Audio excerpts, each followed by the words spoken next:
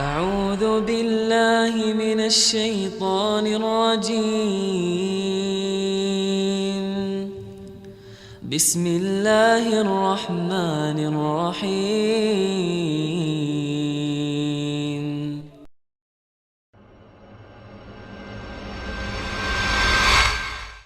Perbaiki hati kita. Dan inilah konsep dakwah Nabi SAW. Apa materi dakwah Nabi SAW selama 13 tahun di kota Mekah? Tauhid. Inti tauhid itu apa? Hati. Beliau bicara akidah. Inti akidah itu amalan apa? Amalan hati.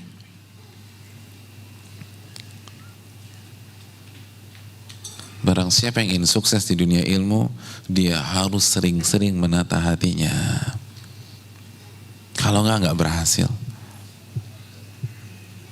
Ini yang selalu ditekankan para ulama. Hadirin yang dirahmati oleh Allah, khususnya bersihkan hati kita dari dua penyakit ini. Penyakit hati banyak. Namun yang saya ingin tekankan dalam kajian ini dua penyakit. Yang pertama, ketidakikhlasan.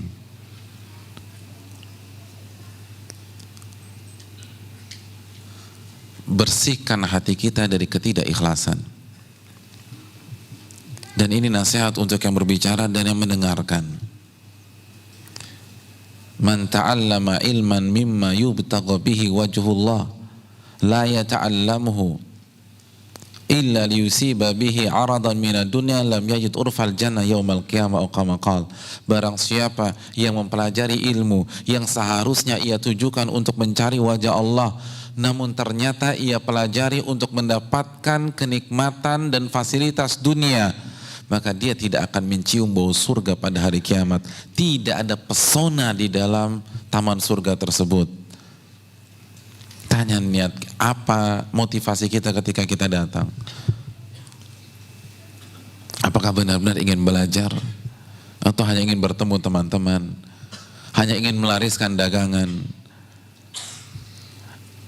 Hanya ingin tampil, diakui di komunitas kita? Dagang nggak ada masalah, tapi apakah itu niat utama kita? Ketemu teman nggak ada masalah, tapi apakah itu niat utama kita? Jaga niat kita, hadirin yang dirahmati oleh Allah Subhanahu wa ta'ala. Ulama mengatakan, innama yunalul ilmu ala qadri niyatik. Sesungguhnya Anda mendapatkan ilmu sesuai dengan kadar keikhlasan Anda. Jadi kita mendapatkan ilmu yang bermanfaat itu sesuai dengan kadar keikhlasan kita.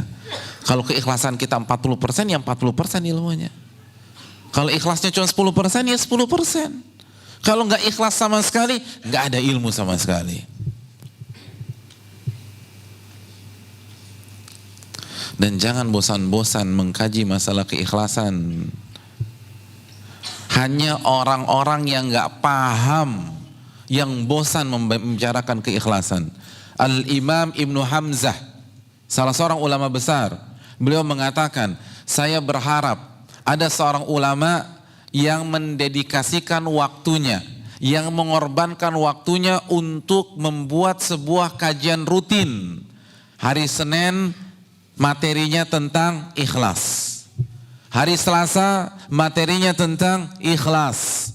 Hari Rabu materinya tentang ikhlas. Hari Kamis ikhlas, hari Jumat ikhlas, hari Sabtu ikhlas, hari Ahad ikhlas, hari Senin ikhlas lagi. Al-Imam Ibnu Abi Hamzah berharap ada seorang ulama yang membuat kajian rutin, pembahasannya hanya ikhlas, ikhlas, ikhlas, ikhlas, ikhlas, ikhlas, dan ikhlas. Kata beliau, karena itu bahaya laten umat Islam. Itu ulama. Makanya Sufyan Ats-Tsauri, kita tahu bersama, memiliki statement yang sering kita dengar, ma'alatu syai'an asyadda alayya atau ma'asyadda ala nafsi min niyati fa innaha tataqallabu alayya. Aku tidak pernah mengobati penyakit yang lebih berat daripada niatku. Karena dia berbolak-balik. Kalau ini ucapan dan pengakuan Sufyan Ats-Tsauri, lalu kita tenang-tenang saja, lalu kita bosan membahas keikhlasan, atau kita berani mengatakan kalau saya kok biasa-biasa aja Ustaz, kayaknya nggak berat deh. Hadirin, kita tidak lebih bertakwa daripada Sufyan Ats-Tsauri, kita tidak lebih berilmu daripada Sufyan Ats-Tsauri, kita tidak lebih berpengalaman daripada Sufyan Ats-Tsauri. Kalau beliau merasa berat, kita lebih berat lagi. Tapi benar, saya nggak ngerasa. Hadirin, itu karena nggak pernah general check up. Itu karena tidak pernah muhasabah. Itu karena tidak pernah introspeksi diri. Bukankah pada hari ini banyak orang-orang yang merasa sehat padahal di dalam tubuhnya ada kanker stadium 2 atau 3? Kenapa dia merasa sehat-sehat saja? Karena nggak pernah check up, karena nggak MRI, maka dia fine saja, merasa sehat. Padahal dalam tubuhnya ada kanker. Hanya orang yang suka muhasabah dan paham makna dari keikhlasan, yang paham betapa beratnya keikhlasan. Oleh karena itu harus terus diulang, harus terus dibahas, harus terus dikaji.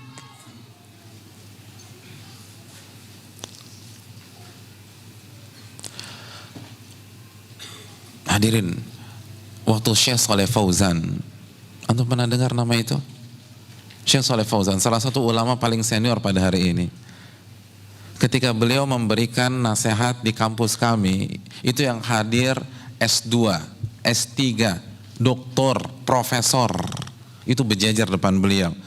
Salah satu nasihat yang paling inti apa? Beliau menasihati tentang keikhlasan. Itu yang dihadapi beliau itu para profesor fikih yang ilmunya sudah ngelotok, sudah ngerti ayat-ayat dan hadis-hadis tentang keikhlasan, tapi beliau masih mengatakan, saya berharap niat kalian bukan hanya mencari gelar di sini, bukan hanya mencari titel, bukan hanya berbangga-bangga karena bisa sekolah di sini. Niatkan karena Allah Subhanahu wa taala. Kalau itu yang dikatakan salah satu ulama tersenior pada hari ini, dan di hadapannya para profesor, para doktor, para mahasiswa S3, mahasiswa S2, bagaimana dengan kita? Kalau kita nggak pernah mengevaluasi keikhlasan kita, ini penyakit. Hati-hati dengan masalah ini. Kalau kita nggak ikhlas, nggak ada manfaatnya. Sebagaimana Abdullah bin Ubay bin Salul tidak mendapatkan manfaat apapun padahal ngajinya dengan Nabi SAW. Kenapa? Karena nggak ikhlas.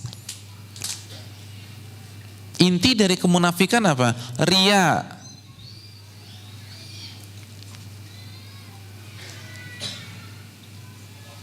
Ria.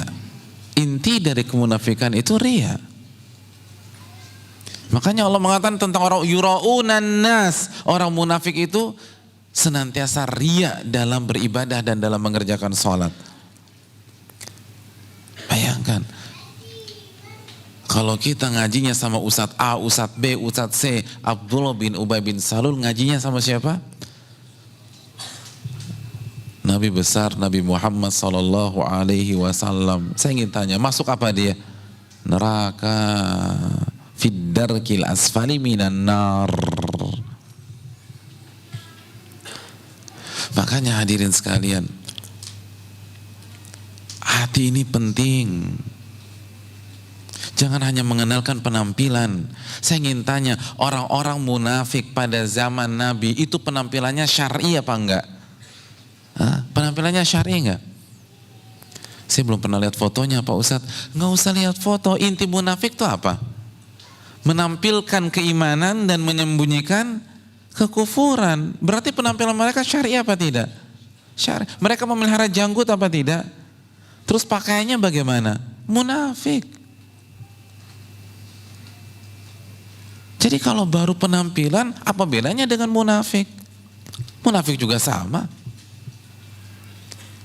Wanita-wanita munafik. Tapi kita dudukkan dulu, ada nggak wanita munafik pada zaman Nabi? Jelas ada, orang ayatnya ada. Saya ingin tanya, wanita-wanita munafik pada zaman itu pakai jilbab atau pakai tank top? Loh, beneran ini. Jilbab. Tapi munafiqah. Mereka penutup-penutup aurat. Karena kalau mereka mengumbar aurat bukan munafik tapi fasik, kan begitu. Mereka munafik. Orang munafik penampilannya, casingnya itu mukmin. Casingnya ahlussunnah wal jamaah. Pengikut Rasulullah SAW. Tapi munafik. Karena nggak ikhlas. Datang ke kajian Nabi Muhammad bukan cari ilmu, bukan cari ridha Allah, tapi untuk mengukuhkan status. Kenapa? Karena hasad dengan Nabi SAW. Kita tahu bersama bahwa kalau Nabi kita nggak hijrah ke Madinah, yang jadi penguasa Madinah siapa? Abdullah bin Ubay bin Salul. Itu sudah target beliau, target dia. Makanya lagi-lagi kita balik sedikit, inilah pentingnya menata hati, walaupun mungkin gak ada hubungannya dengan ilmu kita. Karena terbukti penyakit gembong munafik itu hasad. Dari hasad larinya ke riya, gak ikhlas. Dan akhirnya gak ada manfaat sama sekali. Ngaji bukan 1-2 bulan dengan Nabi loh, tahunan, gak ada manfaat. Tata hati kita. Dan menjaga keikhlasan itu berat. Menjaga keikhlasan itu susahnya minta ampun. Makanya para ulama tidak berani mengklaim keikhlasan. Artinya banyak di antara mereka itu nggak berani mengklaim dirinya ikhlas. Al-Imam Susi mengatakan, man syahida 'alal ikhlasil ikhlas faqad ihtajal ikhlasu lil ikhlas. Barang siapa yang mengklaim dirinya telah ikhlas dalam beramal, rasanya amalan tersebut yang dia klaim itu perlu direvisi kembali. Karena biasanya orang ikhlas gak pernah mengklaim dirinya ikhlas. Hisham Dastawai, sebagaimana yang dibawakan Az-Zahabi dalam Siyar A'lamin Nubala, beliau mengatakan, wallahi demi Allah, la astati' an aqul, aku enggak berani mengatakan aku pernah menuntut ilmu hadis 1 hari saja ikhlas karena Allah. Imam Zahabi ketika membawakan riwayat ini beliau mengatakan, wala ana, saya enggak berani mengklaim ikhlas karena Allah Subhanahu wa taala. Karena mereka tahu ikhlas itu susahnya minta ampun. Beratnya minta ampun. Maka mereka tidak berani mengklaim. Imam Ahmad pernah ditanya, apakah engkau ikhlas Imam Ahmad? Antum kalau ditanya begitu jawabannya apa? Antum ngaji malam ini ikhlas gak sih? Hah? Imam Ahmad, penulis kitab Al-Musnad, dipenjara oleh Ma'mun, disiksa karena mempertahankan akidah tentang Al-Quranul Karim. Itu ada orang yang nanya, antum nih selama ini ikhlas gak sih? Apa jawaban beliau? Ammal ikhlas fahuwa aziz, amma ana. Adapun keikhlasan itu hal yang sangat berat. Sedangkan saya hanya berusaha semaksimal saya saja. Allahu Akbar. Itu imam ahlussunnah wal jamaah. Gak berani mengklaim dirinya ikhlas padahal pengorbanannya sudah habis-habisan. Karena mereka mengevaluasi niat mereka. Hadirin, para ulama besar itu mereka menonjol karena keikhlasan. Imam Malik pernah ditanya, kenapa engkau masih saja menulis kitab hadis dengan nama Al-Muwatta? Bukankah Muwatta udah banyak? Udah banyak ulama yang nulis buku hadis yang serupa dengan tulisan Anda. Apa kata Imam Malik? Maka nalillahi fahuwa baq. apapun yang dikerjakan karena Allah, maka dia yang akan kekal dan eksis dan terbukti. Hari ini kita hanya mengenal Muwatta Imam Malik, yang lain hilang. Pesona itu akan bertahan sesuai dengan kadar keikhlasan kita. Al-Imam Nawawi rahimahullahu ta'ala, siapa yang tidak kenal beliau? Yahya bin Syaraf bin Murri Abu Zakaria, didaulat oleh banyak ulama mazhab Syafi'i sebagai ulama nomor 1 dalam mazhab Syafi'i.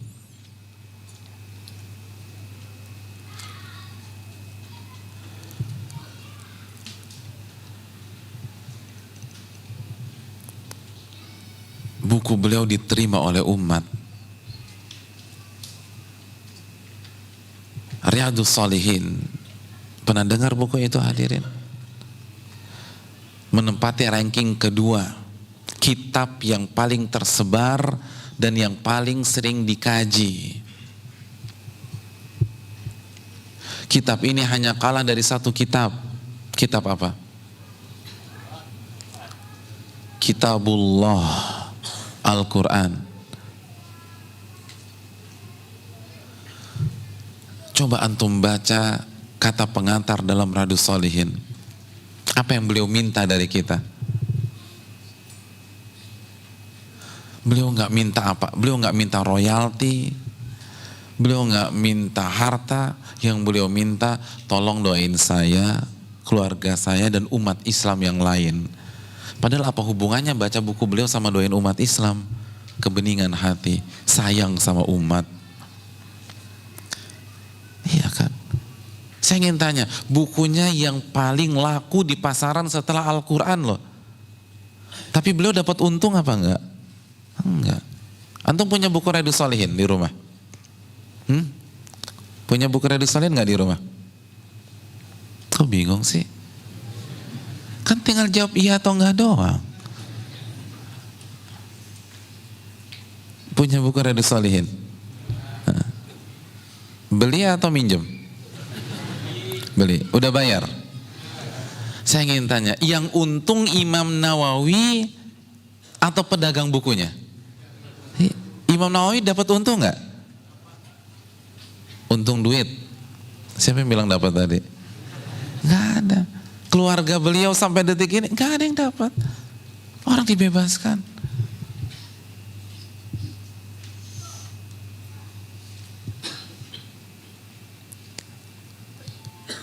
Gak ada yang ingin apa-apa beliau itu. Walaupun kan boleh. Tapi lagi-lagi sekali lagi keikhlasan itu bertingkat-tingkat hadirin. Makanya gelar Imam Nawawi apa hadirin sekalian? Apa gelar Imam Nawawi? LC? MA? Doktor? Muhyiddin, penghidup agama. Muhyiddin. Jadi seakan-akan Islam itu mati suri, lalu dihidupkan lagi oleh ilmunya dan karya-karyanya. Allahu Akbar. Mendapatkan gelar Muhyiddin itu ibarat dapat Nobel pada hari ini.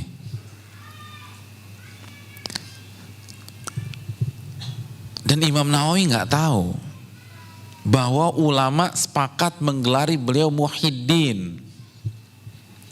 Begitu beliau dengar dengan telinga beliau bahwa gelar itu sudah tersematkan pada diri beliau, apa komentar beliau? Orang zaman sekarang kalau dapat Nobel, kalau dapat penghargaan, kira-kira apa? Saya berterima kasih atau saya bersyukur kepada Allah Subhanahu wa taala, kepada fans-fans saya, penggemar-penggemar yang mendukung karir saya, kan biasanya begitu ya.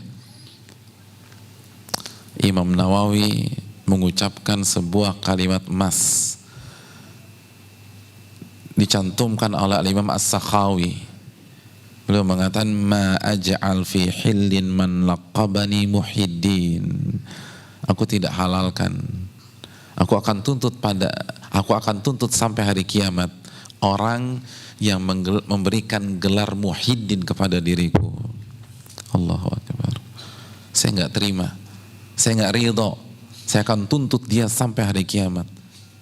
Enak aja kasih gelar kepadaku Muhyiddin. Ini kasih gelar. Kenapa demikian? Karena Imam Nawawi paham betapa susahnya ikhlas.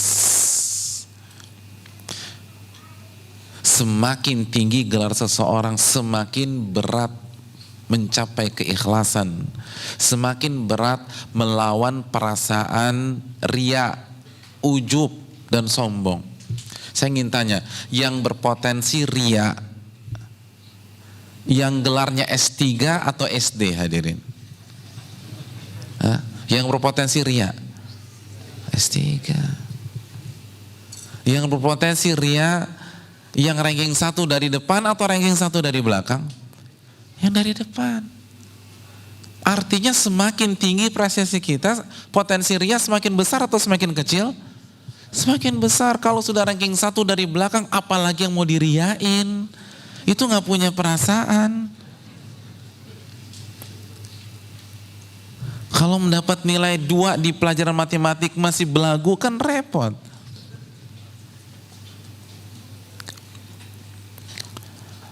Dan itu disadari dengan cerdas oleh Imam Nawawi. Ini gelar beban. Ini bukan penghargaan. Ini PR baru buat saya. Sekarang aja saya udah susah banget jaga keikhlasan, dikasih gelar kayak begini lagi. Saya akan tuntut sampai hari kiamat. Allahu Akbar. Makanya namanya harumnya luar biasa. Dan buku-bukunya diterima oleh umat. Berkah. Dan menjadi salah satu ulama terbaik yang tercatat dalam sejarah. Imam Nawawi. Oleh karena itu hadirin yang dirahmati oleh Allah, jaga hati kita dari seluruh penyakit, khususnya keikhlasan. Khususnya ketidakikhlasan. Ini penyakit sangat kronis, dan kalau kita ikhlas semuanya mudah. Semuanya lempeng, semuanya gampang. Itu penyakit yang pertama. A'udzu billahi minasy syaithanir rajim.